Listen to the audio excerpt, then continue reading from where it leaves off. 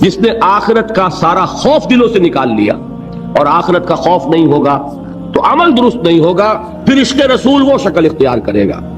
کھڑے ہوئے ہیں اور نعت میں زمین و آسمان کے کلابے ملا رہے ہیں اور شکل دیکھیے تو 12 بجے ہوئے ہیں۔ سنت رسول صلی اللہ علیہ وسلم کی توفیق نہیں ہے، لیکن عشق رسول کے وہ بلند باغ دعوی ہیں کہ معلوم ہوتا ہے کہ اپنی جان اور تن اور من اور دھن سب کچھ ابھی نچھاور کر دیں گے، لیکن یہ ہے کہ رسول کا اتباع نہیں کر سکتے، رسول کے نقش قدم پر نہیں چل سکتے۔ قرآن پر ایمان کے دعوی ہیں اور قرآن جس شے کو حرام ٹھہرا رہا ہے اسے اپنے لیے جائز کیا ہوا ہے۔ اللہ کے رسول فرماتے ہیں ما آمن بالقرآن من استحل محارمہ، جو قرآن کی حرام کردہ کسی شے کو اپنے لیے حلال ٹھہرا لے اس کا قرآن پر کوئی ایمان نہیں۔ یہ سب کچھ کیوں ہے؟ آخرت کا خوف ہے۔ قرآن مجید میں پہلی وحی جو آئی تھی اقرا، ان 5 آیات کے بعد 3 آیات ہیں کاش کہ کوئی، جو میں نے آپ کو پہلے بتایا اس فلسفی کا نام جس نے 2 کتابیں لکھی کانٹ، کاش کہ کوئی اسے یہ 3 آیات پڑھا دیتا۔ اقبال نے کہا تھا نا نیٹشے کے بارے میں، اگر ہوتا وہ مجذوب فرنگی اس زمانے میں تو اقبال اس کو سمجھاتا مقام کبریا کیا ہے۔ اگر کانٹ کہیں ہوتا اور اسے یہ 3 آیات کوئی پڑھا دیتا، کلا ان الانسان لیطغی، انسان میں بغاوت، سرکشی، تعدی، ظلم یہ پیدا ہو ہی جاتا ہے، دست درازی کر بیٹھتا ہے، دوسروں کا حق مار بیٹھتا ہے۔ کیوں؟ الراہ استغنا، کہ وہ دیکھتا ہے کوئی پکڑ نہیں ہے۔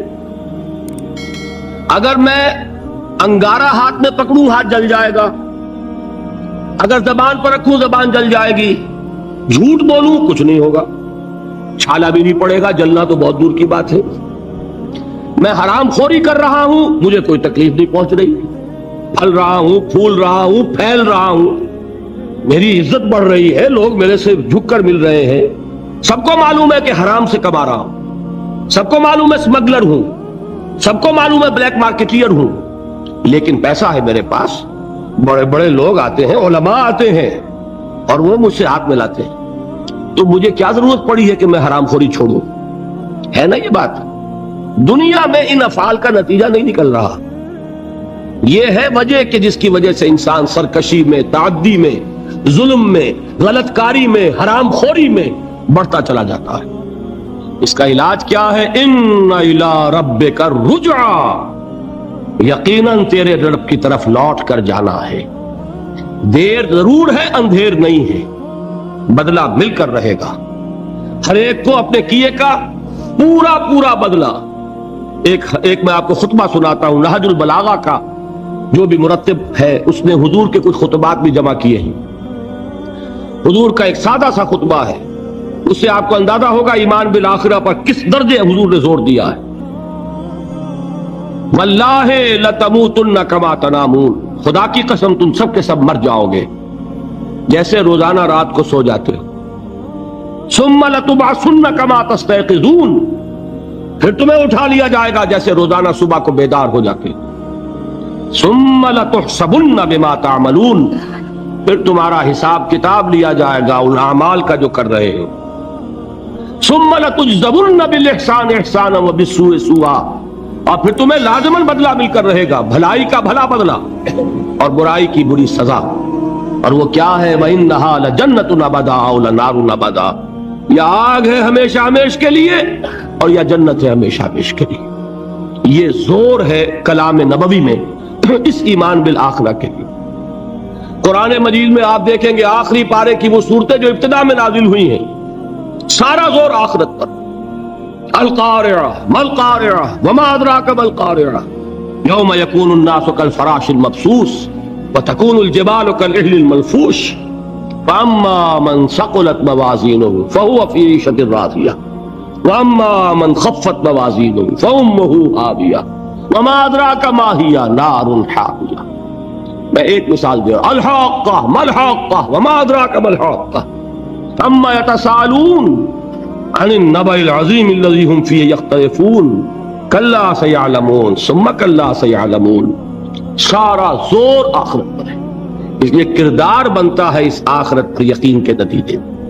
عمل درست ہوگا اس آخرت پر یقین کے نتیجے میں، تو ایمانیات ثلاثہ کی ایک دوسرے کے ساتھ جو نسبت و تناسب ہے اہمیت کے اعتبار سے، اس کے لیے یہ الجبرے کے فارمولے کی طریقے سے یہ حقیقت ذہن نشین کر لیجئے، علمی، اصولی، نظری، علمی اعتبار سے اصل اہمیت ایمان باللہ کی ہے، قانونی، فقہی، شرعی اعتبار سے اصل اہمیت ایمان بالرسالت کی، اخلاقی، عملی اعتبار سے اصل اہمیت ایمان بالآخرہ کی ہے۔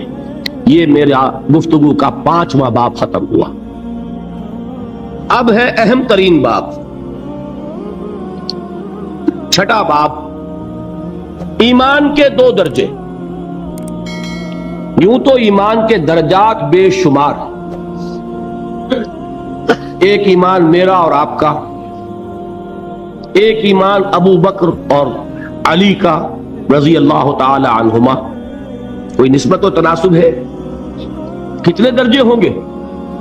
وہ درجات گنے نہیں جا سکتے، ناممکن۔ لیکن جان لیجئے کہ ان کو 2 بڑے بڑے حصوں میں ہم تقسیم کر دیں گے۔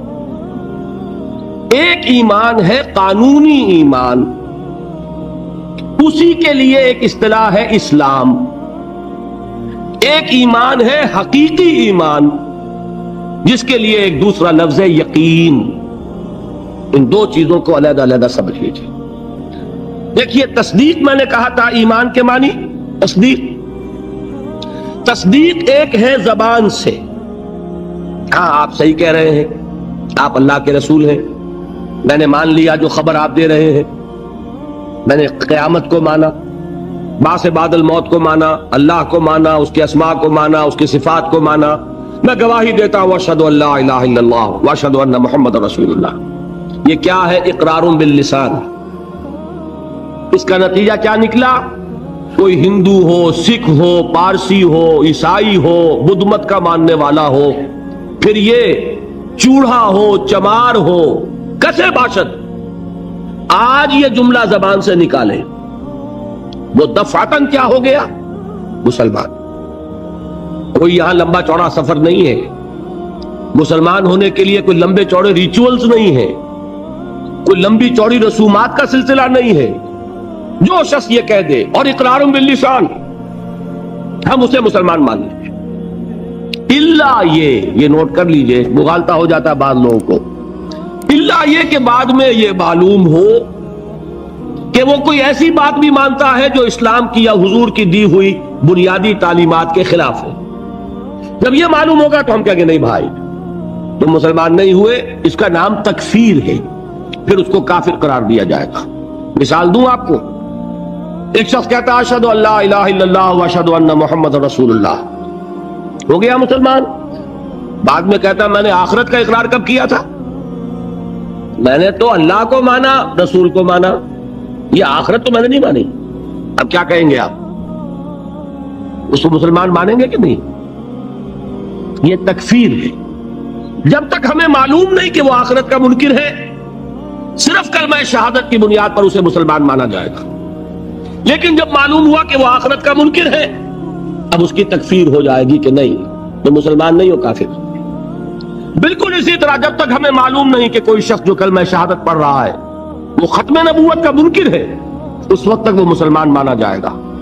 لیکن جب یہ معلوم ہو جائے کہ وہ ختم نبوت کا منکر ہے، اس کی تکفیر کی جائے گی، اس لیے کہ محمد رسول اللہ نے جیسے خبر آخرت کی دی، ویسے ہی خبر اپنی نبوت کی اختتام اور تکمیل کی دی۔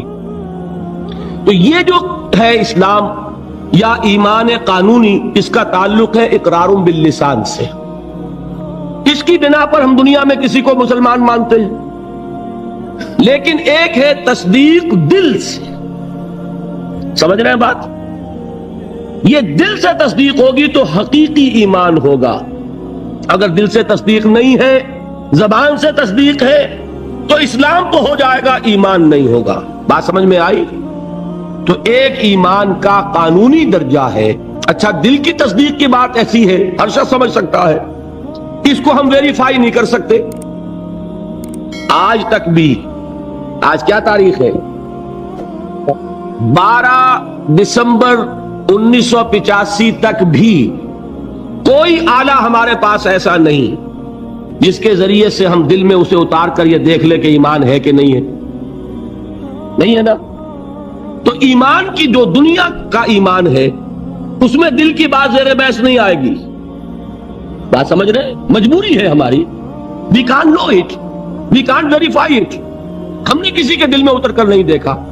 ہو سکتا ہے دیکھیے کوئی ہندو کوئی سکھ پاکستان میں آتا ہے جاسوس کی حیثیت سے, وہ مسلمانوں کی شکل بنائے گا کہ نہیں؟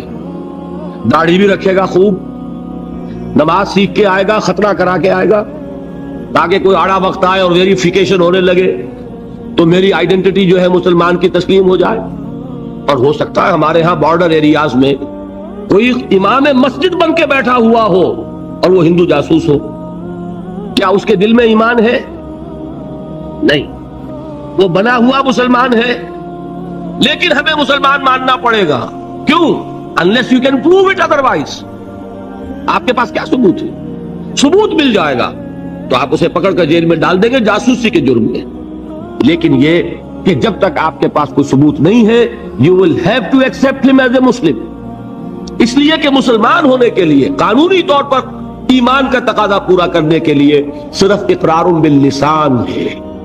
دل کی تصدیق کو اس میں ہم کہیں زیر بحث لا ہی نہیں سکتے. It's impossible. یہی معاملہ اچھی طریقے سے سمجھ لیجئے. ایک شخص عین حالت جنگ میں, آج کل تو خیر دور سے ہوتی ہے ٹھاٹھا, لیکن یہ کہ وہ زمانہ جب کہ حضور کے زمانے میں جہاد ہوتا تھا, قتال ہوتا تھا, دو بدو جنگ ہے, تلوار ہے. واقعہ پیش آیا ہے بالفعل حضرت اسامہ ابن زید, جو یوں سمجھیے کہ حضور کے پوتے ہوئے. حضرت زید کو حضور نے منہ بولا بیٹا بنایا تھا.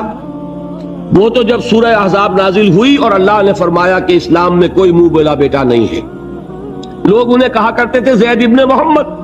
حضور نے ان کو متبنہ بنایا ہوا ہے. پھر ان کو کہا گیا زید ابن حارثہ, تو ان کے بیٹے ہیں حضرت اسامہ, اور حضور انتہائی محبت کرتے تھے.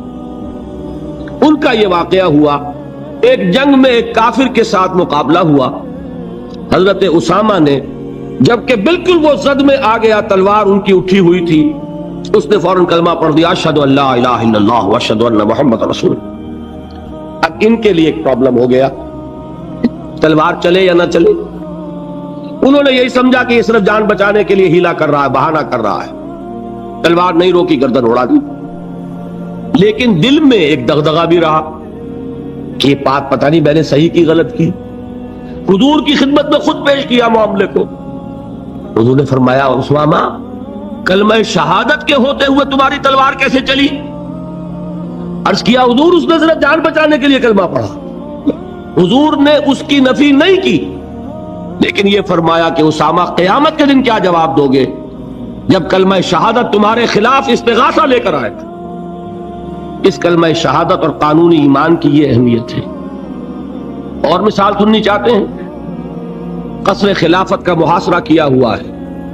حضرت عثمان 50 دن تک محاصرہ ہوا, پانی کٹا ہوا ہے, کوئی رسد جانے نہیں دی جا رہی ہے. حضرت عثمان کو معلوم ہے یہ باغی ہیں, معلوم ہے کہ یہ لوگ اسلام کی صرف انہوں نے ڈھال لی ہوئی ہے, یہی ہے جو فتنہ پیدا کر رہے ہیں. لیکن وہ ڈھال قانونی ایمان کی ڈھال ہے, کلمہ شہادت ادا کر رہے ہیں.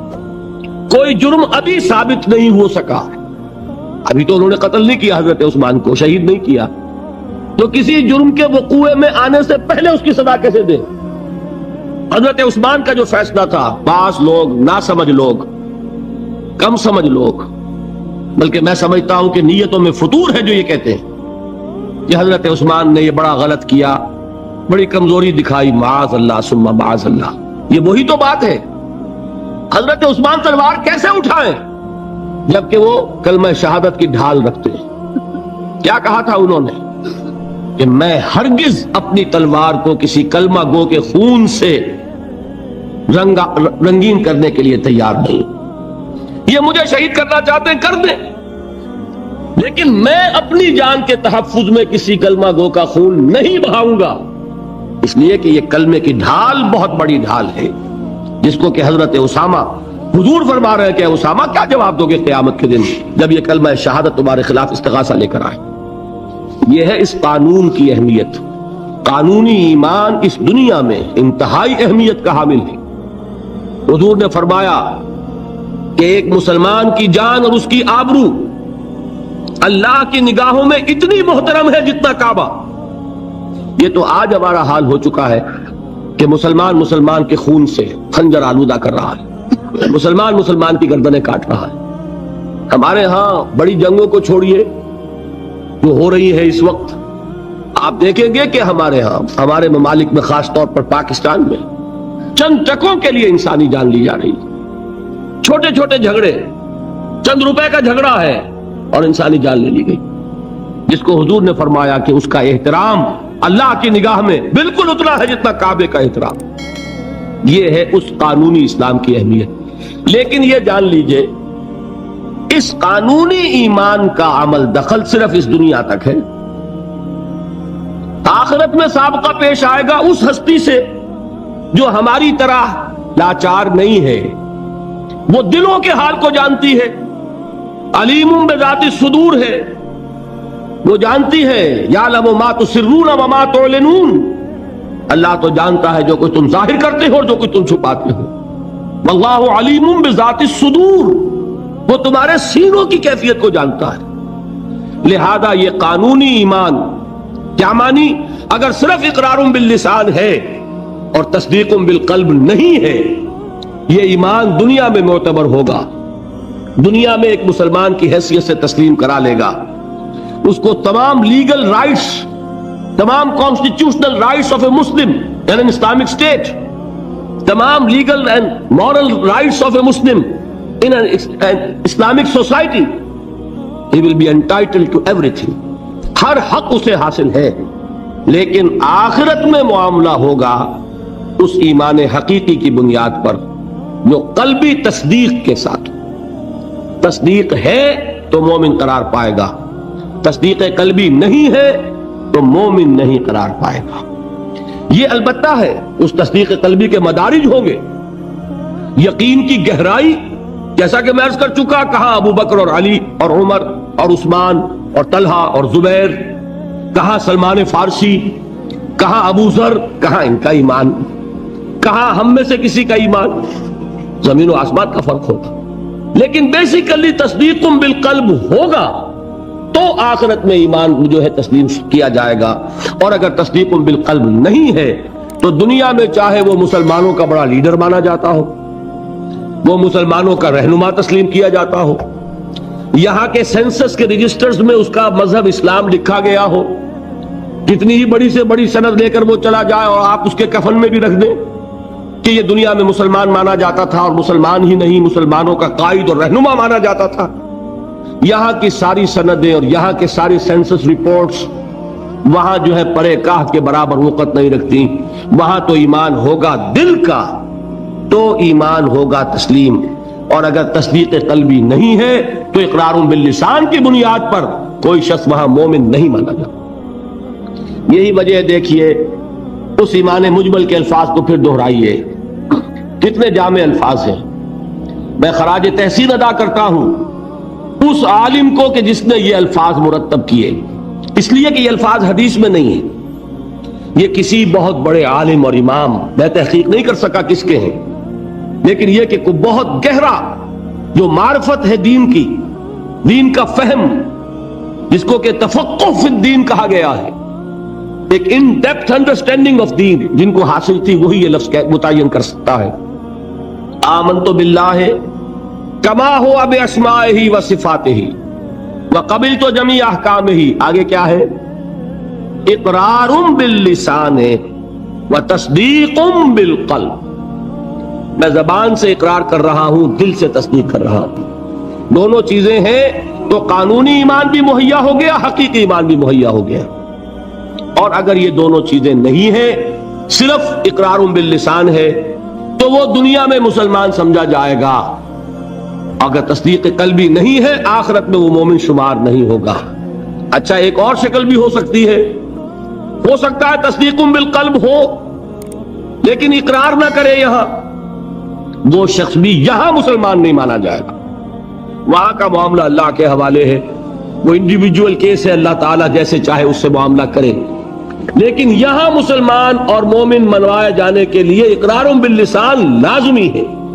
کسی شخص کو لاکھ یقین ہو، ابو جہل نے بھی اقرار کیا تھا جب اس سے سوال کیا گیا کہ کیا تمہارا یہ خیال ہے کہ محمد جھوٹ کہہ رہے ہیں صلی اللہ علیہ وسلم؟ انہوں نے کہا نہیں، محمد نے کبھی جھوٹ نہیں بولا. پھر سوال کیا گیا پھر ان کی بات کیوں نہیں مانتے؟ اس نے صاف اقرار کیا، میں یہ کہا کرتا ہوں give the devil his due. وہ ابو جہل ہے، کفار کا چوٹی کا لیڈر، حضور کا نہایت یوں کہیے کہ دشمن. لیکن یہ کہ اس کو بھی اگر اس کے اندر کوئی بات تھی تسلیم کیجئے. give the devil his due. اس نے جھوٹ نہیں بولا، سچ بولا. اس نے کہا میں کبھی نہیں مانتا یہ کہ حضور یہ محمد صلی اللہ علیہ وسلم جھوٹ بولتے ہیں، کبھی جھوٹ نہیں بولا. بھائی مانتے کیوں پھر نہیں؟ کہنے لگا کہ ہمارے اور ان کے درمیان ایک مسابقت اور مقابلہ چل رہا تھا. یہ قبائل کے اندر آپ کو معلوم ہے مقابلہ ہوتا ہے ایک دوسرے سے آگے بڑھنے کا. کہیں گھوڑا آگے بڑھانے پہ جھگڑا اور کہیں پانی پینے پلانے پہ جھگڑا. تو قریش ایک قبیلہ ہے، قریش کے گھرانے ہیں یہ، بنو ہاشم، بنو امیہ، بنو عدی، بنو تیم، بنو فلاں. تو اس نے کہا کہ ہمارے اور بنو ہاشم کے درمیان ایک مقابلہ تھا، مسابقت تھی. ہم کندھے سے کندھا لگائے آ رہے ہیں آج تک، ہم نے آگے نہیں نکلنے دیا بنو ہاشم کو. انہوں نے سخاوتیں کی، ہم نے ان سے بڑھ کر کی. انہوں نے لوگوں کو کھانے کھلائے، ہم نے بڑے دسترخوان بچھا دیے. ابھی تک تو ہم کندھے سے کندھا ملائے آ رہے ہیں. اگر ان کی نبوت مان لیں تو ہم قیامت تک کے لیے نیچے ہو جائیں گے، اور یہ مجھے گوارا نہیں. اور مثال چاہیے؟ قرآن کتنی مرتبہ کہتا ہے کہ یہود کے علماء حضور کو اس طرح پہچانتے تھے جیسے اپنے بیٹوں کو پہچانتے. یعرفونہ کما یعرفون ابناہم. ایک شخص لاکھوں میں بھی اپنے بیٹے کے پہچان میں غلطی نہیں کرے گا. وہ مثال دی ہے اللہ تعالیٰ نے. ایسے پہچانتے ہیں محمد کو جیسے اپنے بیٹوں کو پہچانتے ہیں، لیکن ایمان نہیں لائے. ایک استثناء حضرت عبداللہ ابن سلام رضی اللہ تعالی عنہ، علماء یہود میں سے جو ایمان لائے ہیں، باقی کوئی ایمان نہیں لایا. کیوں؟ کہ آج تک تو ہماری سرداری ہے، ہماری چودراہٹ ہے، لوگ ہم سے فتوے مانگتے ہیں، لوگ ہم سے آ کر پوچھتے ہیں، ہمارے ہاتھ چومتے ہیں. اگر ہم محمد کو مان لیں، ہماری سیادت، ہماری قیادت، ہماری چودراہٹ، ہماری مسند نشینی، یہ سب کی سب ختم ہو جائے گی، اور یہ ہمیں گوارا نہیں. یہ ہے اصل سبب. تو اقرار باللسان لازم، اور دنیا میں اسی پر دار و مدار ہے کسی کے مسلمان مانے جانے کا. لیکن تصدیق بالقلب لازم، اور آخرت میں کسی کے مومن مانے جانے کا کلیتاً دار و مدار تصدیق بالقلب پر. یہ دونوں باتیں علیحدہ علیحدہ. اصل میں ہمارے ہاں ایسا ہوا ہے کہ ان چیزوں میں صحیح طور پر علیحدہ علیحدہ نہ سمجھنے کی وجہ سے بڑی کنٹروورسیز ہو گئی ہیں، بڑے مغالطے، بڑے مباحثے، بڑے مناظرے، علم کلام کی بڑی بحثیں، ایمان کی حقیقت، ایمان اور عمل کا تعلق، ان چیزوں میں سارے اختلافات ریزالو ہو جاتے ہیں اگر یہ بنیادی بات آپ کو معلوم ہو جائے. دیکھیے ایک انتہا پر نکل گئے خوارج. خوارج نے کیا کیا؟ عمل کی بنیاد پر تکفیر. جس نے گناہ کبیرہ کیا کافر ہو گیا، کافر ہے تو مرتد ہے، مرتد ہے تو واجب القتل ہے. یہ ان کی بہت بڑی ٹھوکر تھی. اس دنیا میں مسلمان مانے جانے کا سارا دار و مدار صرف اقرار پر ہے. نماز نہ پڑھو کافر نہیں ہوگے، نماز کا انکار کرو گے کافر ہو جاؤ. روزہ نہ رکھو فاسق اور فاجر شمار ہوگے، روزے کا انکار کر دو کافر ہو جاؤ گے. زکوٰۃ نہیں دیتے ہو، کوتاہی ہے، عملی کوتاہی ہے، گناہ ہے، اللہ کے ہاں سزا پاؤ گے، کافر نہیں ہوگے. زکوٰۃ کا انکار کر دو گے کافر ہو جاؤ گے. اسی طریقے سے کوئی شخص شراب پیتا ہے فاسق ہے، فاجر ہے، کافر نہیں ہے. اگر یہ کہہ دے شراب حرام نہیں ہے کفر ہو جائے گا. قرآن کی نفی ہو گئی، کفر ہے. کوئی شخص بدکاری کر بیٹھا ہے، کافر نہیں ہوا، گناہگار ہوا. اگر اس کے خلاف سزا، اگر مقدمہ ثابت ہو جاتا سنسار کر دیجئے. حضور نے سنسار کیا. مرد کو بھی کیا عورت کو بھی کیا، لیکن یہ کہ انہیں کافر نہیں کہا، بلکہ جنہیں سنسار کیا گیا تھا ان کے خلاف کسی نے اگر یہ جملہ بھی کہہ دیا کہ کتنا بے حیا مرد تھا یا کتنی بے حیا عورت تھی، تو حضور نے ڈانٹا، اس نے وہ توبہ کی ہے کہ اگر تمام مدینے والوں پر تقسیم کر دی جائے تو سب کی نجات کے لیے کافی ہو جائے۔ حالانکہ مدینے میں منافقین بھی بھرے ہوئے تھے۔ حضور نے فرمایا اتنی بڑی توبہ کی اس اللہ کی بندی نے، خطا ہو گئی، جذبات کے رو میں آ کر کوئی کیا نہیں کر بیٹھتا، لیکن آپ ذرا غور کیجئے، اس اللہ کی بندی کا تصور کیجئے جو خود چل کر آتی ہے، حضور مجھ سے وہ خطا ہو گئی ہے جس کی سزا رجم ہے، آپ مجھے پاک کر دیجئے، میں اللہ کے ہاں نہیں جانا چاہتی، مجھے آپ وہ سزا دے کر اس دنیا میں پاک کر دیں۔ حضور نے اپنا رخ پھیر لیا، وہ پھر آئی۔ حضور نے پوچھا دماغ خراب تو نہیں ہے؟ نہیں حضور، مجھ سے وہ خطا ہو گئی۔ اب مجبور ہو کر آپ پوچھتے ہیں حمل تو نہیں رہ گیا؟ یہ حضور رہ گیا۔ تو پھر اس ننھی جان کا کیا قصور ہے؟ جرم تمہارا ہے، اس کا کوئی جرم نہیں۔ جاؤ وضع حمل کے بعد آنا۔ وہ اللہ کی بندی وضع حمل کے بعد پھر حاضر، حضور پیدائش ہو چکی ہے، اب مجھے پاک کر۔ ذرا تصور کیجئے، جس کو کہا جاتا ہے وحشیانہ سزا، اور واقعہ یہ کہ اس سے زیادہ سخت موت کا آپ تصور نہیں کر سکتے۔ یہ کوئی الیکٹرک چیئر والی موت نہیں ہے کہ ایک کرنٹ گیا اور ختم ہوئے، یہ پھانسی کی موت نہیں ہے کہ ایک جھٹکا اس کے بعد انسان کو کچھ پتا نہیں۔ یہ آپ کو نظر آ رہا ہے کہ جسم جو ہے پھڑپھڑا رہا ہے، تڑپ رہا ہے، اس کو کچھ پتا نہیں۔ یہ موت کے پتھراؤ ہو رہا ہو اور ایک ایک پتھر جو ہے جسم کے اندر گھاؤ ڈال رہا ہو اور خون کے فوارے چھوٹ رہے ہو اور جان اس طرح نکل رہی ہو، لیکن وہ اللہ کی بندی خود پیش کر رہی ہے اپنے آپ کو، وضع حمل کے بعد حاضر۔ حضور نے فرمایا ابھی تو اس بچے کی زندگی کا دار و مدار تم پر ہے، جاؤ ابھی دودھ پلاؤ۔ پھر آتی ہے، بچے کے ہاتھ میں ٹکڑا ہے روٹی کا، کھا رہا ہے۔ حضور دیکھیے اب یہ روٹی کھانے لگا ہے، اب مجھے پاک کر دیجیے۔ اب مجبوراً حضور سزا کا حکم دیتے ہیں، جاؤ اس کو رجم کر دو۔ جب رجم کیا جا رہا تھا، کسی شخص کی زبان سے نکل گیا کتنی بے حیا عورت تھی، اس پر ڈانٹ پلائی ہے حضور نے صلی اللہ علیہ وسلم۔ اللہ کی اس بندی نے وہ توبہ کی ہے کہ اگر تمام مدینے کے لوگوں پر تقسیم کر دی جائے تو سب کی نجات کا ذریعہ بن جائے، لیکن جرم جرم ہے، سزا ملے گی، البتہ کفر نہیں ہے۔ تو جرم اور کفر، گناہ اور کفر، یہ دو علیحدہ چیزیں، مغالطہ ہو گیا۔ دنیا میں کسی کا مسلمان سمجھا جانا اس کے عمل پر دار و مدار نہیں ہے، بلکہ اس کے اقرار پر ہے، اقرار باللسان۔ دوسری انتہا پہ ہم پہنچ گئے ہوئے ہیں کہ جو کچھ بھی کریں، اور صرف قانونی اگر اسلام ہے، صرف وراثتاً منتقل ہو گیا ہے، اس کی کوئی حقیقت دل میں ہے ہی نہیں، لیکن کلمہ گو ہے۔ تو بھائی کلمہ گو تو منافق بھی تھے، کیا کلمہ نہیں پڑھتے تھے؟ کیا عبداللہ ابن ابی کلمہ نہیں پڑھتا تھا؟ اصل شے ہے تصدیق بالقلب۔ حقیقی مومن اللہ کے ہاں قرار پانا وہ کلمہ گوئی پر نہیں ہے، وہ تصدیق بالقلب پر ہے، اور تصدیق بالقلب ادنا درجے میں بھی ہوگی تو اس کا کوئی نہ کوئی اثر عمل میں ظاہر ہوگا۔ یہ ایمان اور عمل صالح کا وہ تعلق ہے جس پر کہ انشاءاللہ کل بحث ہونی ہے۔ میں نے عرض کیا تھا 2 ابواب کل زیر بحث آئیں گے، ایمان کا عمل سے کیا تعلق ہے اور ایمان کا جہاد کے ساتھ کیا رشتہ ہے، یہ کل اور پرسوں جو ہے یہ 2 مباحث آئیں گے۔ اب میں ان کو یہاں چھوڑتے ہوئے آگے آخری بحث شروع کر رہا ہوں، ایمان اور امن۔ ایمان کا اصل حاصل دیکھیے، جہاں سے ہم چلے تھے وہاں پہنچ گئے ہیں۔ ایمان کا مادہ کیا ہے؟ امن۔ نفس کہاں سے بنا؟ امن سے۔ امن کسے کہتے ہیں؟ نچنت ہونا، بے فکر ہونا، کوئی خطرہ نہیں، کوئی خوف نہیں، کوئی رنج نہیں، کوئی غم نہیں، کوئی ملال نہیں، کوئی اندیشہ نہیں، کوئی کھٹکا نہیں، یہ ہے امن۔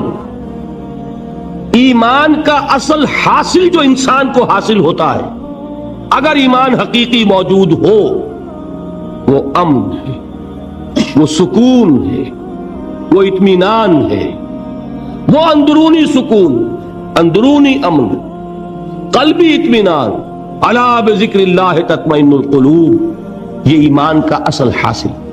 میں اس کو ذرا ایک تو میں ان آیات کے حوالے سے سامنے رکھنا چاہتا ہوں۔ سورہ انعام کی آیت میں نے آپ کو سنائی تھی۔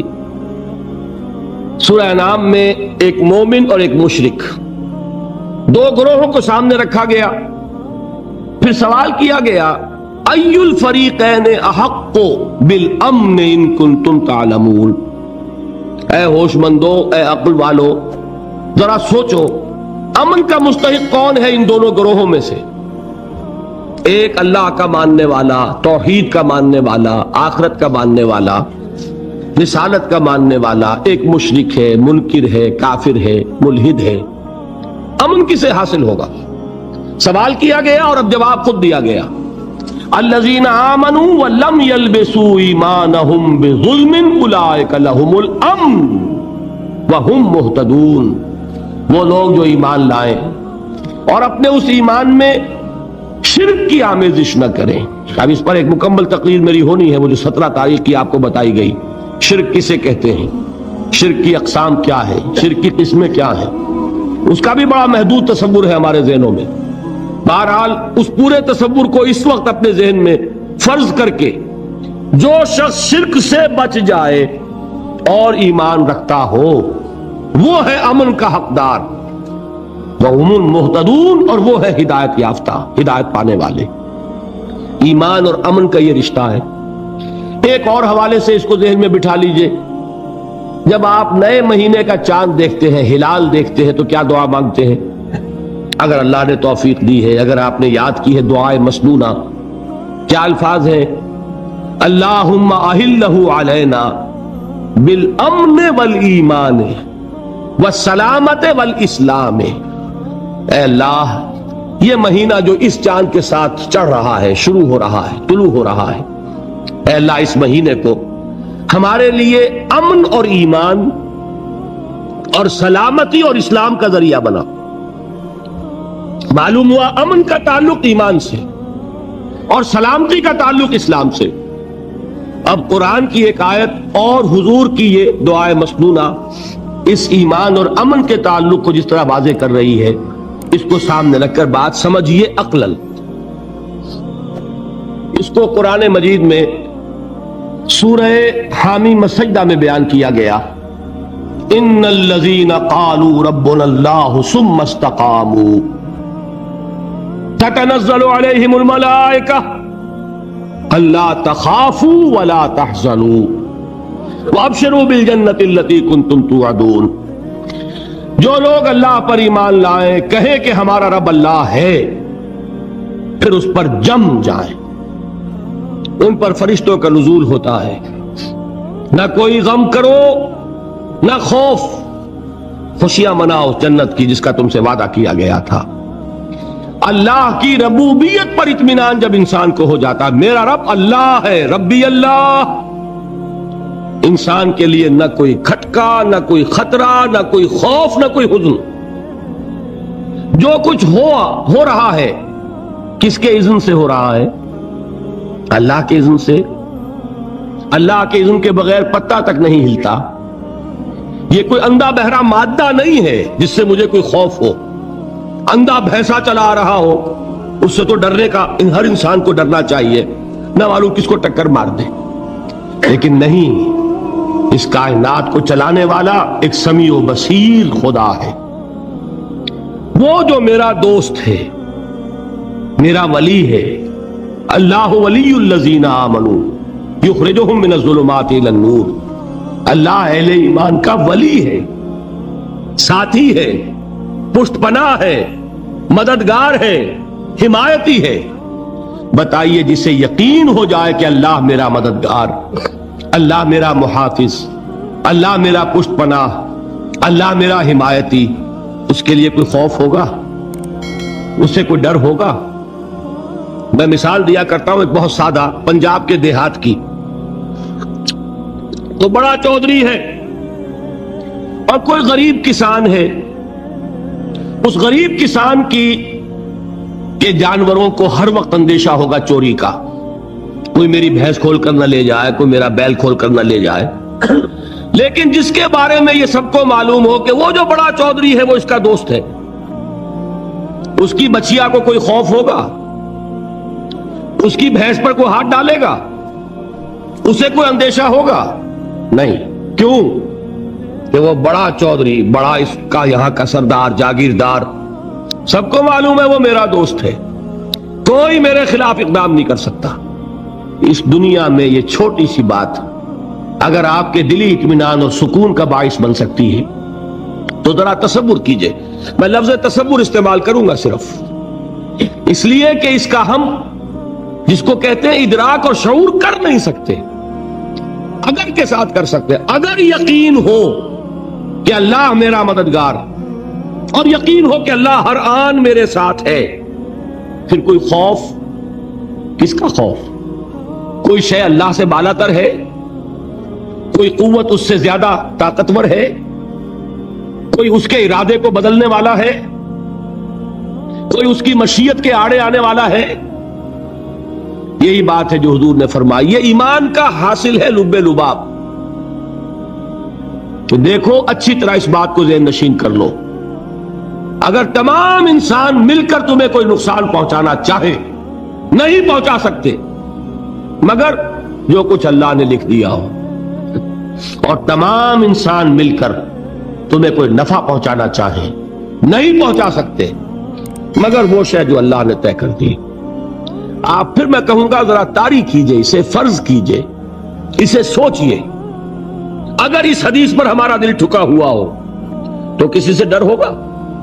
یہ مجھے نقصان نہ پہنچا دے، یہ میری رپورٹ خراب نہ کر دے، یہ میری انکریمنٹ نہ رکوا دے، یہ میرا یہ نہ بگاڑ دے، یہ میرے یہ نقصان نہ پہنچا دے۔ اس کا ڈر، اس کا ڈر، اس کا خوف، اس کی خوشامد، اس کے لیے جا کر طرح طرح سے اپنی عزت نفس کو ذلیل کروانا اس کے سامنے، یہ سب کچھ کیوں کرتا ہے انسان؟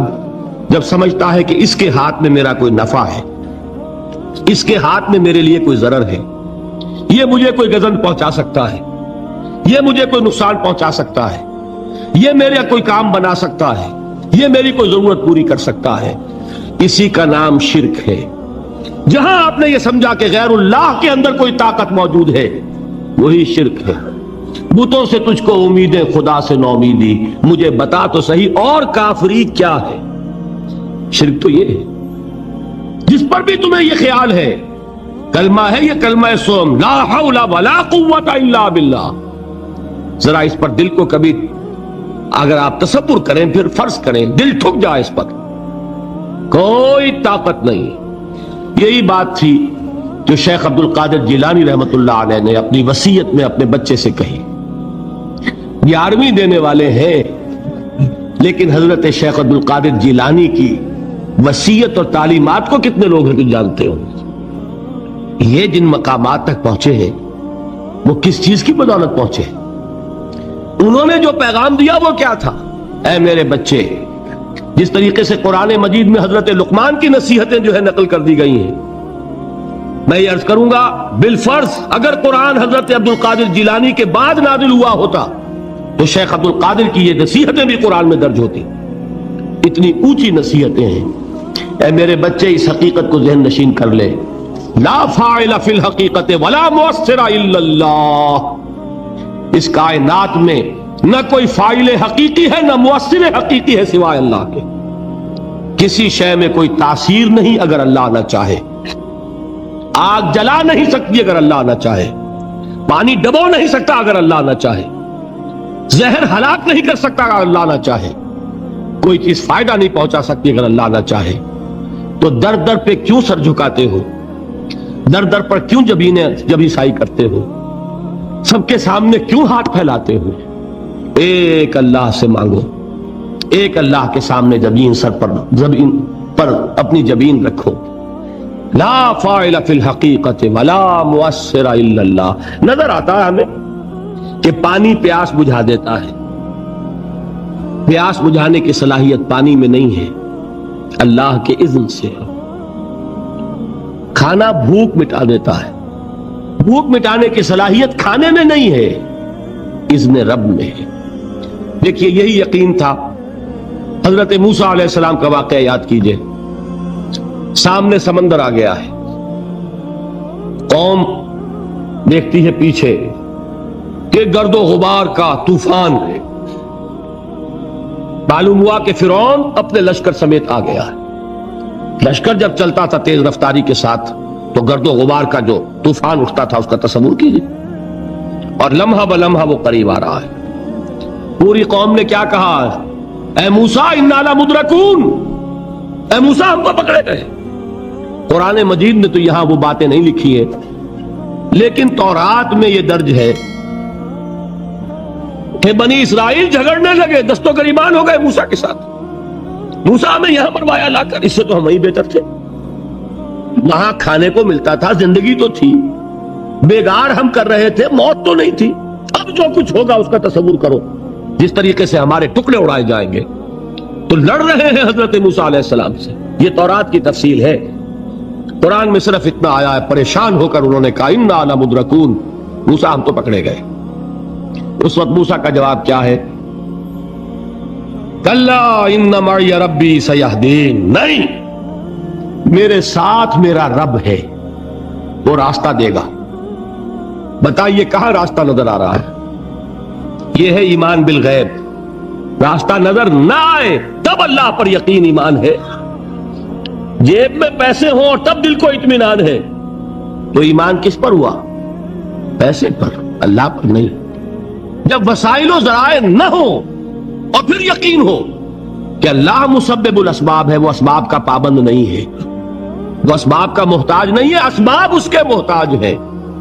اگر یہ یقین ہے تو اللہ پر ایمان ہے، یہ نہیں ہے تو تمہارا ایمان اسباب پر ہے، وسائل پر ہے، ذرائع پر ہے، مادیات پر ہے، اللہ پر نہیں۔